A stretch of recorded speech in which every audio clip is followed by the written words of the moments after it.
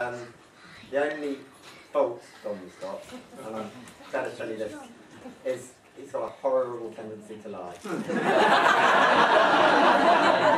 When we're at school, he's called Lie Dom.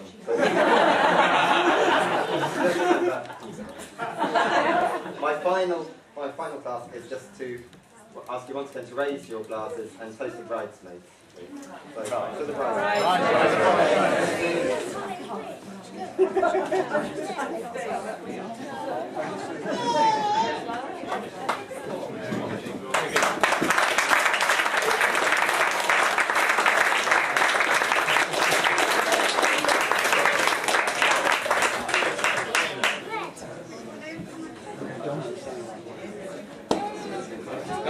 And now, ladies and gentlemen, your attention please for the most honoured gentleman here today, the best man.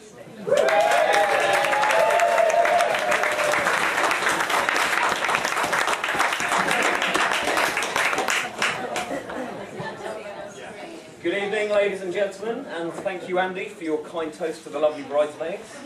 I'd like to take this opportunity to congratulate Andy on a truly magnificent speech. I always knew it would be hard to follow, and I was right. I can hardly follow a word of it. Now, I've been waiting for this day for a long time. After all these years of knowing you, Andy, I'm glad to see that you finally admitted I am the best man. For those of you in this room that don't know me, my name is Dom. I'm a long-time friend of Andy's, as you've heard, and I've known him since our school days. Now, over the years, Andy has played a major part in my life. He's been more than a mate, he's almost been a mentor to me. So he's actually helped shape the person that I am today, especially in developing my sense of humour. So while I've tried to make this speech as funny as possible, if it's not, there's only one man to blame. Now, I think you'll agree with me that it's not every day you get the opportunity to talk in front of an attentive audience about a man blessed with dynamic charisma, wit, stupendous talent and unstoppable personality. So until that day comes, I just have to make do talking about you, Andy. This is actually the first time that I've been honoured enough to be asked to be a best man. I must admit, I am slightly nervous. I've never delivered a speech before like this, and so I actually asked friends and family, in fact anyone with any wedding experience whatsoever, how long my speech should last. The best and most common suggestions that I received back were that the speech from start to finish should take no longer than the groom takes to make love. So having said that, thank you all very much.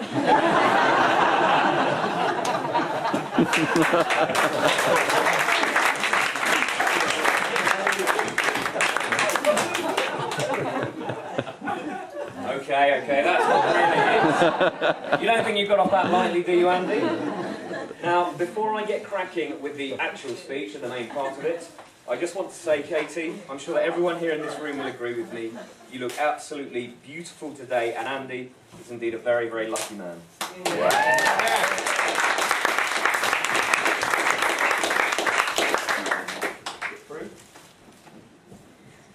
Now, I'm just going to move over here for the second part.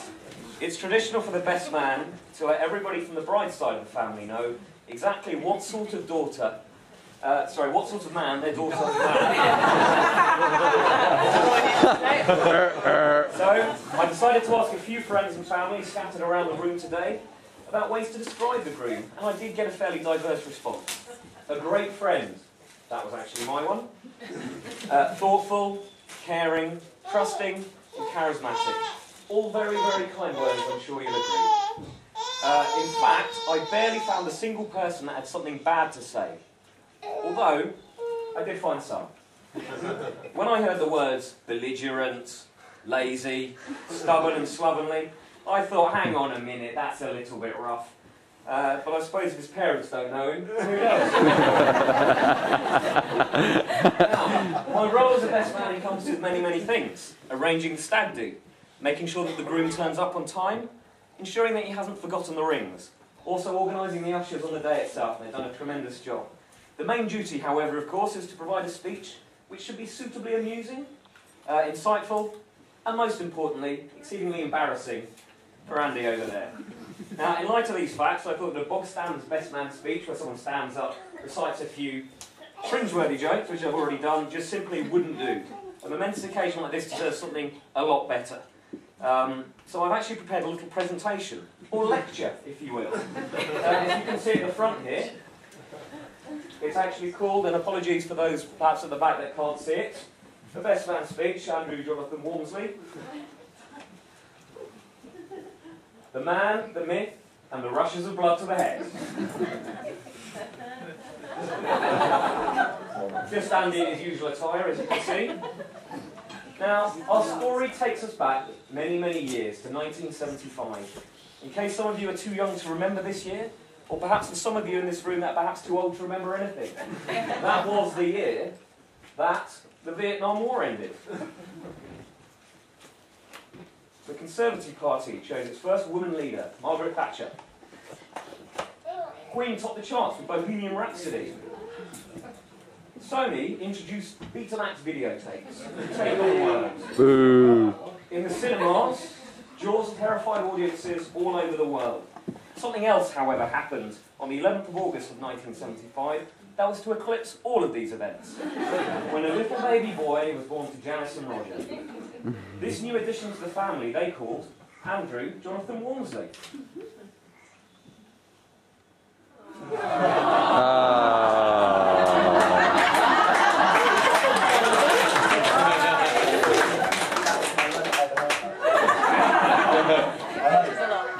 Now, you might not know where the name Andrew Walmsley came from. I also did a bit of research on the internet and discovered that Walmsley actually has a Latin origin. It means good-looking, intelligent, popular, and attractive to women. I did some further research, however, and discovered that Andrew means not very.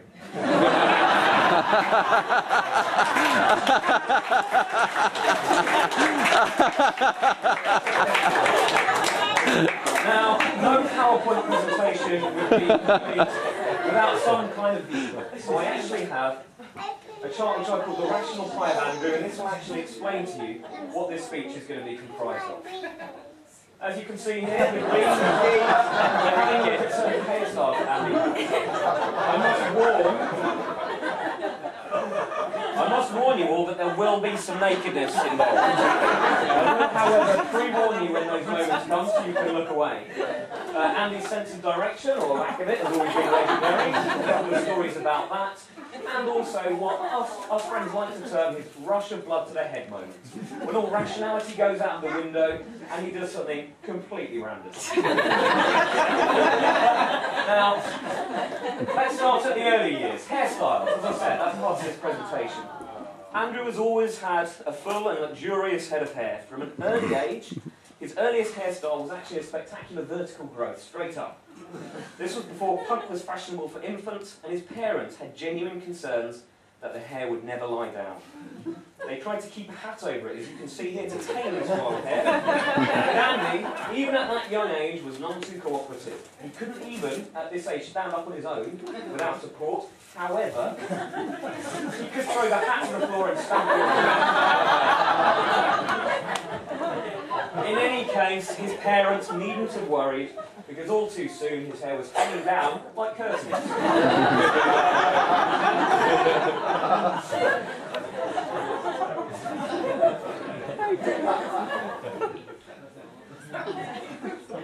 Now, you'll see the next point here is cross-dressing.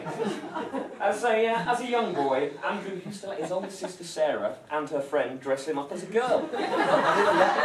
Wearing... You did let them, Andy. Wearing not only a wig and a dress, but also makeup. He looked lovely. Now, unfortunately, I don't actually have a picture of Andy in this but it's nice to see from this next photo that Andy's desire to be a woman hasn't diminished with the years. Anyway.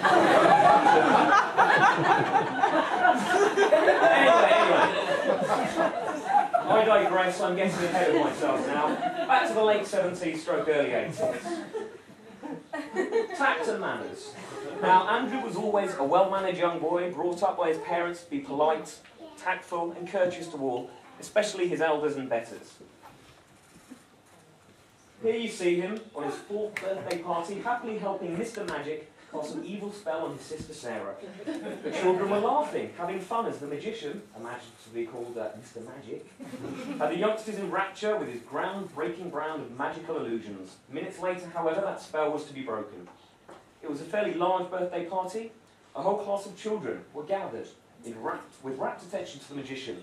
Many of their mothers were smiling on, glasses of wine in hands, doting expressions on their faces, their little angels sitting in front. The birthday boy Andrew was sitting right at the front on the floor. He seized upon a 2-second gap in the professional patter to demonstrate his own unique, direct approach to delicate matters, which is now so familiar to us all. "Why do you keep spitting?" He piped up very loudly to the unfortunate Mr. Magic. "I don't spit," replied the flustered and flushing entertainer. But Andy wasn't done there. "Yes, you do," he replied vehemently. "You spit every single time you speak." Unfortunately, he was telling the awful truth. Truth 1, tact 0. Andrew's honesty was to serve him well in later years. Carpe diem, for those of you that don't know, in this room means to seize the day. And this is a saying that has stood Andy in good stead throughout his life. Never let it be said that Andrew doesn't seize opportunities when they are presented to him. Recent examples are taking a job offer to work in Glasgow, which has paid off handsomely, of course, for him, or seeing a pretty young lady in the office named Katie, who he successfully asked out on a date, and now, of course, he's married to her. However, a very early example of Andrew seizing an opportunity, or a carpe diem moment, can be demonstrated in this next photo. Now, you saw from the chart there is some nudity, so I must warn people that if you are easily offended, please look away now. Seizing the day, or the nearest moment of the new moon. As you can see in this picture here, there is a house directly behind that bush, which I'm reliably informed had a perfectly functional toilet. However, our intrepid young man had that carpe diem moment, and so the head would do just fine for the duties. Why waste time after all? I must, in his defence, point out, however, he's a very young boy here, of course. You know, you can't have these kind of actions held against you forever. You know, so I'm sure he's grown out of public urination now. Or not. I'm glad to see nothing changes with the years, Andy.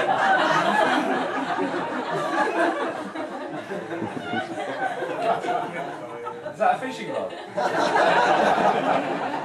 Now, Andy has always had a fascination with certain vehicles. Here you see him, at a very young age, riding along in his bike. Again, I mentioned these rush of blood to the head moments. You can see here that he's on a clear road, there's nothing around him, no obstacles in his way. Nothing to, in fact, cause any kind of incident, but he has that rush of blood to the head. And when this thing works, oops, there he goes. No obstacles at all. Now, impromptu stunts like this, when there were no hazards in front of him, was the perfect excuse for his rather overprotective mother to keep him off the road, and even at the advanced age of 16, he was still not allowed to ride his 28-gear mountain bike on the road, like all the rest of his friends, and instead had to settle for riding around the garden. His mother does wish to point out, however, he ought to be grateful that she probably saved his life. Unfortunately, Andy's mother could not keep him off the roads forever. Now, back in around about 1994, Andy had a shiny red Volvo that he decided to drive down to the Walmsley holiday cottage by the sea in sleepy Eastbourne. Now, much like the bike incident I demonstrated earlier, all was calm and fine until another sudden rush of blood to the head moment. Approaching a roundabout on a single carriageway, with traffic coming towards Andy, he decided that we were not moving nearly fast enough towards our holiday destination, and so ignoring the fact that it was indeed a single carriageway, decides to pull out, put his foot down and drive right down the centre of the road to get to the roundabout more quickly. Plenty of room.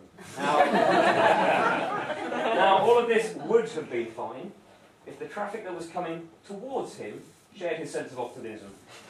Unfortunately, they didn't, and as we did actually flash by without scratching them or doing anything like that, we heard a crunch of metal upon metal. There was the flashing of lights, and it effectively caused a multi-car pileup.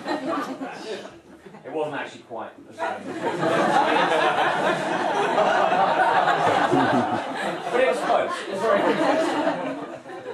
Cleared in a court of law. Yeah. Now, as you've just heard, yes, he was cleared in a court of law. This has been debated many times by all of us friends over the years. Andy still maintains that he did nothing wrong. I suppose technically he's innocent until proven guilty, but we all know the truth, don't we?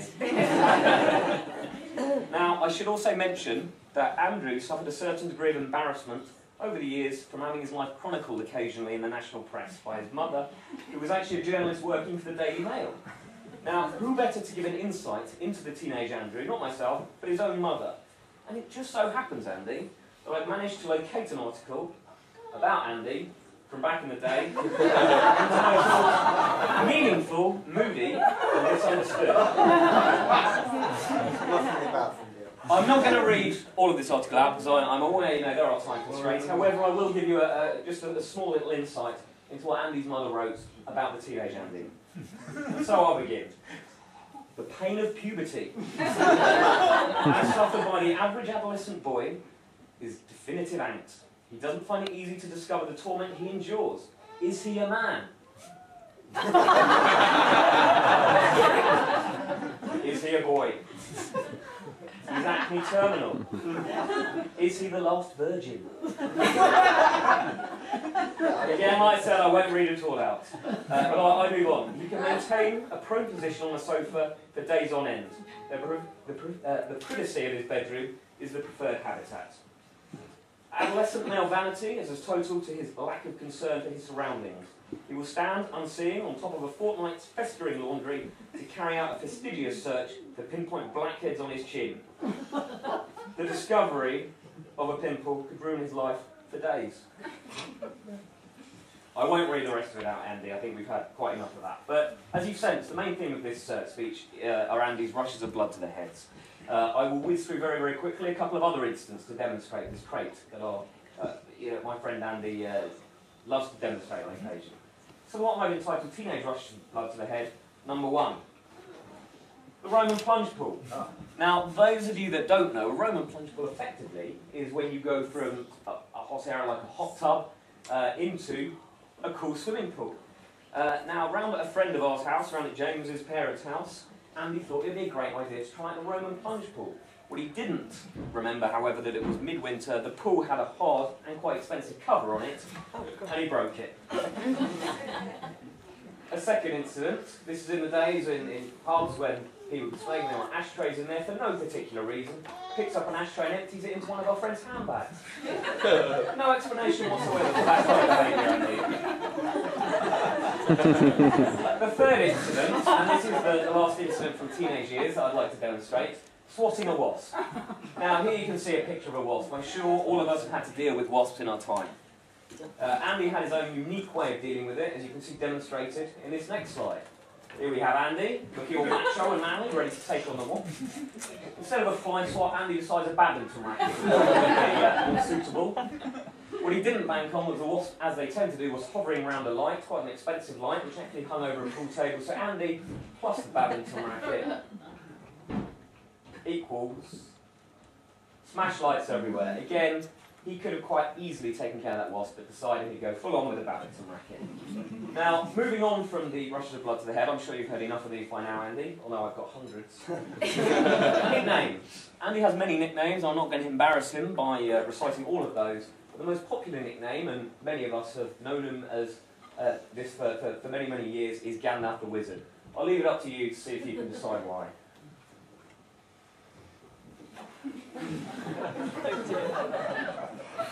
Never show anyone.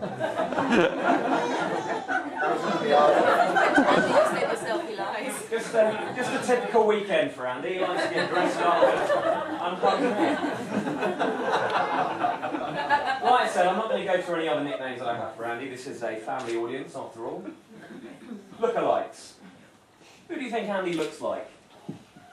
Here we have a picture of Noel Gallagher. There he is. You can see him sucking on a beer. And here we've got Andrew Walmsley. Pretty much. That's not the only lookalike though that Andy has. See if we can think of any more. Now here's a picture of Andrew Walmsley looking in a four-way mirror. And here's a picture of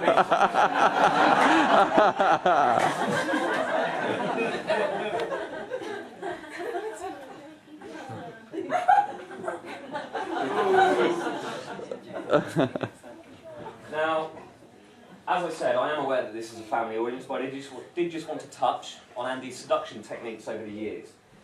Andy has always had a way with the ladies, and has demonstrated this next photo. Unfortunately, he occasionally got things wrong. He would mistake inanimate objects for women, and was somewhat surprised when his smooth moves met with stony resistance. He also sometimes became confused and mistook his male friends for women as well. As you can see in this next photo, which I suppose, given what they were wearing, is understandable. Who's the one-third from the... I've no idea who the other characters are in there, but I'd like to point out the lady second along looks beautiful there. Now, enough of the jokes at Andy's expense. I want to move on to meeting Katie.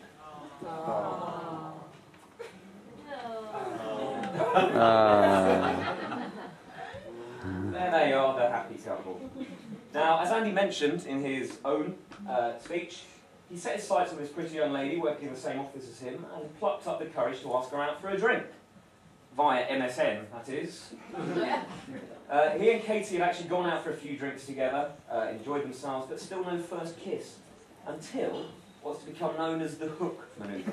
Now, they were in a bar, playing pool, drinking cocktails, muddy water cocktails, which I think they mentioned earlier on before, when suddenly Andy, without almost any warning at all, did a hook manoeuvre, which basically involved him hooking his leg round Katie, dragging her towards him caveman style and planting a big fat kiss on her lips. This take no prisoners and somewhat direct approach clearly worked though, as Katie and Andy have never looked back since that evening, and here they are today, a married couple. Apparently Katie beat him at pool that night as well. Just thought I'd get that. Lion dog. Now, they've had their first kiss, so what happens next? Next time, it's a family presentation. Andy's guide to wooing Katie. Generally, you know, if you get asked for a drink, you provide them with that drink. Andy asked Katie what she wanted to drink once. She said lime and soda, brush of blood to the head, came out with a gin and tonic, which she detested. Okay, he's getting the drinks wrong, but what about food? Cook a delicious meal for the lady that you're going out on dates with. Sounds fantastic. Now, the very first meal that he cooked for Katie was a spaghetti bolognese, when Katie was actually feeling a little bit under the weather. Now, Andy had spent ages in the kitchen, slaving over a hot stove, lovingly preparing this fine Italian dish. As he laid the food on the plate and brought it to the slightly ill Katie, he decided, only then, that it would probably be a good idea to ask Katie if the salt in the kitchen he'd been using was suitable for cooking. His face was a picture when Katie had to reveal to him that instead of using common table salt to flavour his Italian dish, he'd actually been using dishwasher salt.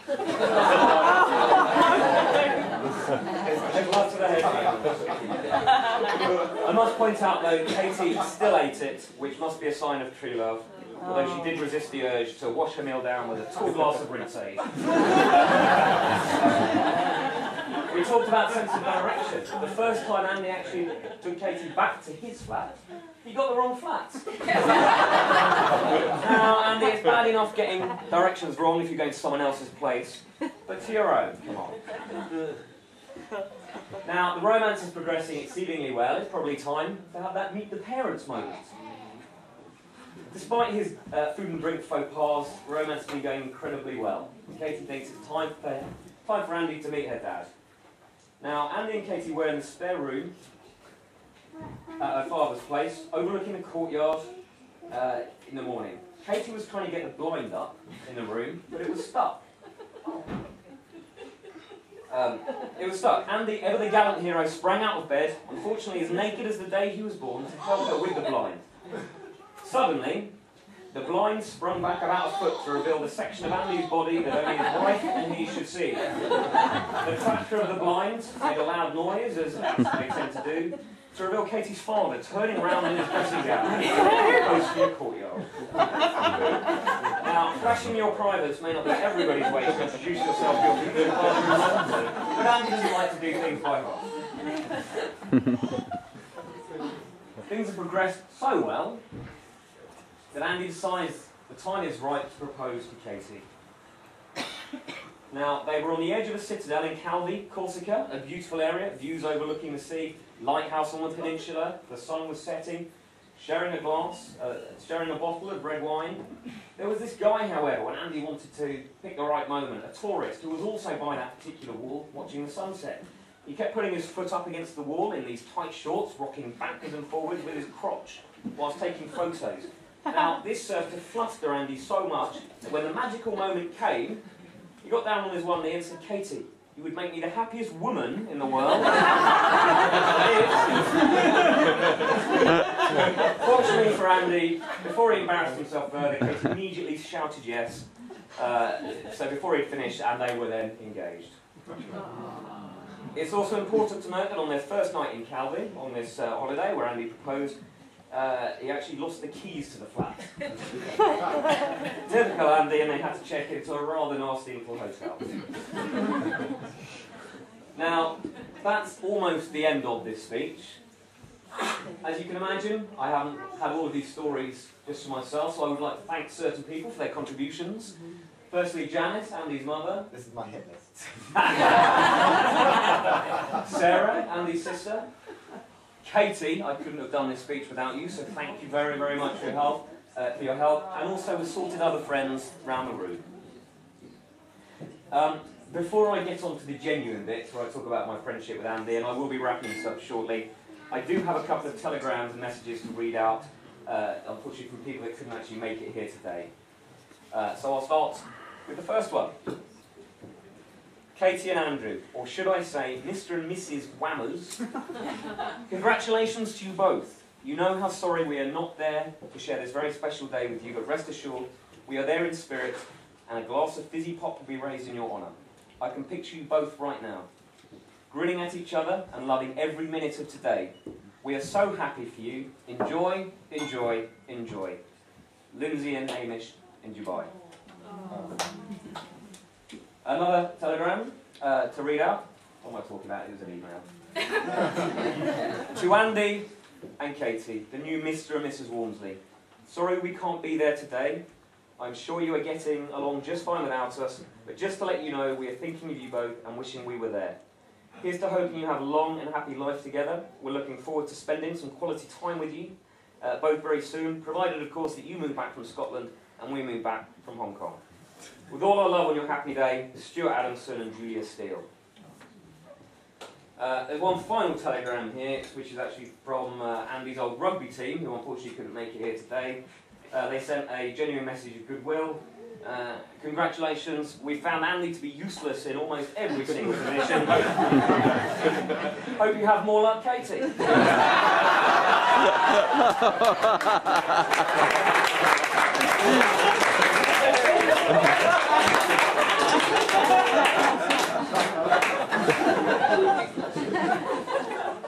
Really well, sorry. Now, this is the genuine bit. I've had quite a few laughs today at Andy's expense. Nothing has given me greater pleasure than being given an opportunity. Now, I was genuinely flattered and honoured, Andy, when you asked me to be your best man. I'm hoping that you're not regretting that decision right now. There were many, many more tales that I could have told during this speech about Andy. I have known him, after all, for 20 years, showing my age.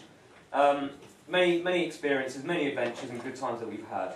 But alas, I think I've perhaps taken up more time than I probably should have done already. Andy really is the best friend that you could have. I've had the pleasure of knowing Andy, like I say, for more than 20 years now, starting back to when we were at school together. Our friendship has grown over the years that have followed, and I've no doubt that we will remain the best of friends until we're old and grey, which, as we're both mid-30s, is probably not that far away. This is absolutely genuine and sincere. Andy is the kind of guy who will always be there for you. He's the most loyal person you could ever want to meet, and the one guy you would actually definitely 100% want to have on your side if times are tough or if things are not going right. It's incredibly rare, Andy, to meet someone who has had such a positive and sunny nature and such an influence on my life and the times we've spent together and the rest of our friends. You don't often see Andy angry. He rarely loses his temper, and he's amazing company to be around. Having lived with various roommates and housemates over the years, I can honestly say that living with Andy in the period of time that we shared, first of all in the Palace, as it was known, on Wandsworth Common, and then later in our flat on East Hill, they were some of the most fun times in my life, one of the best periods in my life.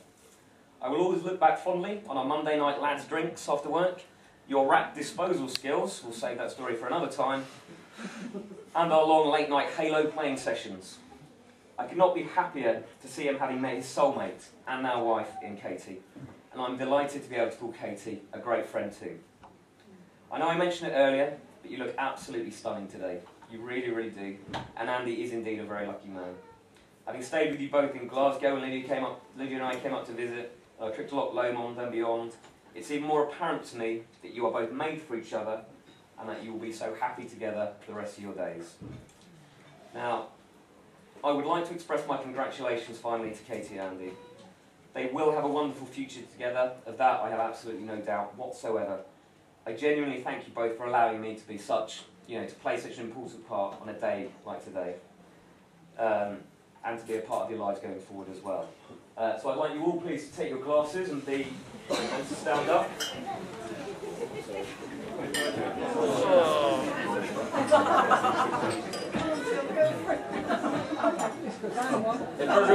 If everyone has their glasses ready, I would like you all to join me in a toast to the happy couple. It gives me great pleasure to raise this toast to Mr. and Mrs. Walmsley. Mr. and Mrs. Walmsley.